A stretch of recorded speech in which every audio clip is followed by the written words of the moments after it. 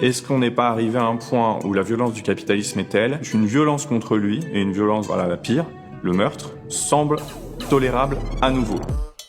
Une des opérations médiatiques, culturelles réussies de la bourgeoisie, ça a été de s'invisibiliser elle-même et de créer une sorte de grand flou en essayant de montrer qu'il n'y avait plus vraiment de frontières de classe, etc. À côté de ça, la bourgeoisie est de plus en plus riche, de plus en plus puissante, et vraiment a un règne sur nos vies qui est sans commune mesure avec celui qu'il était au 19e siècle. C'est-à-dire que la propriété, c'est vraiment énormément concentré. Le patrimoine cumulé des 1% les plus riches du monde a dépassé celui des 99% restants. La fortune des 1% les plus riches au monde correspond désormais à plus du double des richesses cumulées du reste du globe. Les 1% les plus riches ont capté près des 2/3 des richesses produites dans le monde. Les 12 milliardaires les plus riches possèdent plus de richesses que la moitié la plus pauvre de l'humanité et la valeur de leur patrimoine s'est accrue 3 fois plus vite que durant les 5 dernières années. La richesse confère du pouvoir. Le seuil d'entrée dans la bourgeoisie, il augmente aussi. Et c'est très rare d'accéder à la classe bourgeoise. Et c'est pas on devient bourgeois, c'est on est bourgeois. Et ça, c'est très important de l'avoir en tête. Luigi Mangione, assassin présumé d'un PDG des entreprises